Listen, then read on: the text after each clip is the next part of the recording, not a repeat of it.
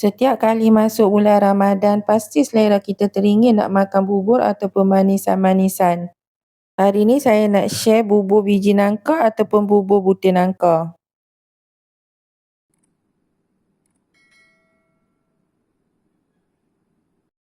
Di dalam setiap mangkuk ada satu cawan tepung pulut yang telah dicampur dengan satu sudu makan tepung gandum, satu sudu kecil biji halba, satu kotak santan yang 200 ml, 2 cawan ataupun 400 ml air,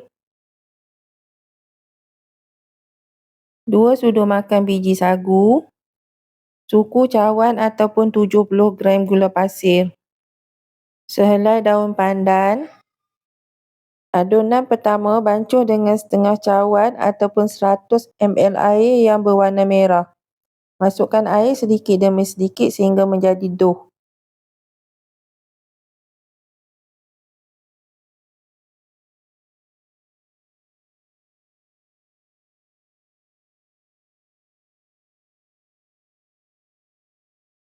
Adunan yang kedua bancuh dengan setengah cawan ataupun 100 ml air yang berwarna hijau.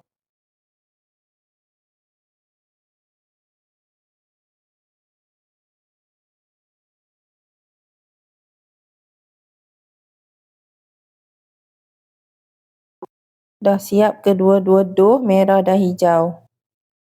Jangan lupa sapukan sedikit minyak pada dulang. Kemudian bentukkan dough menjadi seumpama seperti biji nangka ataupun butir nangka.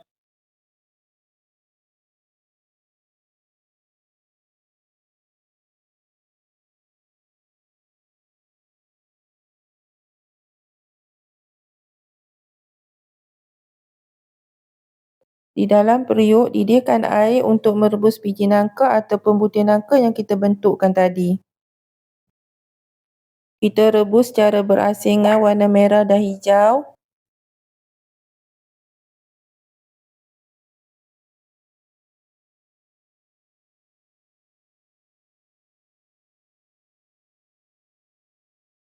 Yang terapung menandakan butir nangka tu dah masak. Toast dan masukkan dalam air biasa.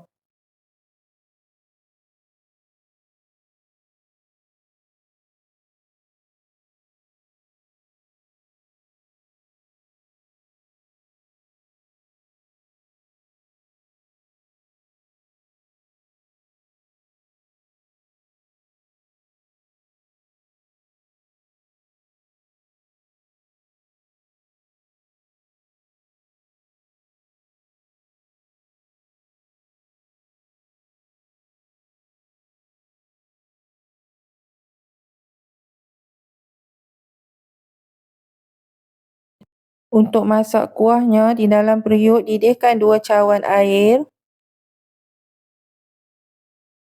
sedikit garam,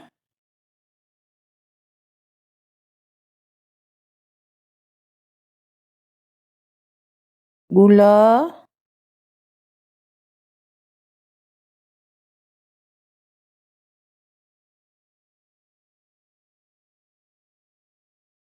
daun pandan,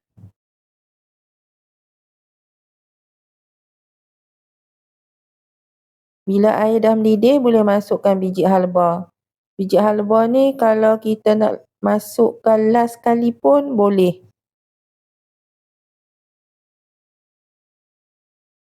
Kemudian masukkan biji sagu.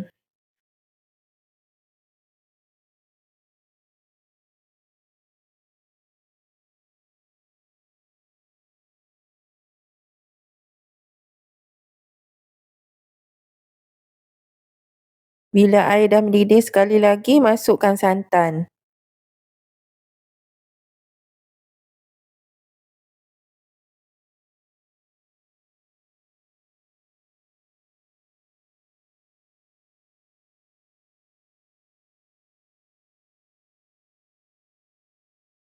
Sebelum masukkan biji nangka ataupun butir nangka tu, sesuaikan rasa.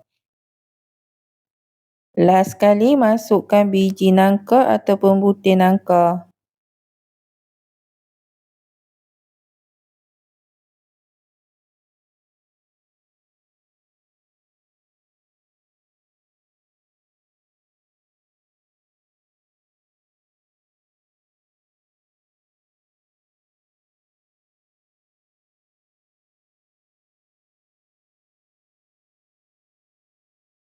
Tunggu mendidih sekali lagi, bolehlah tutup api dapur.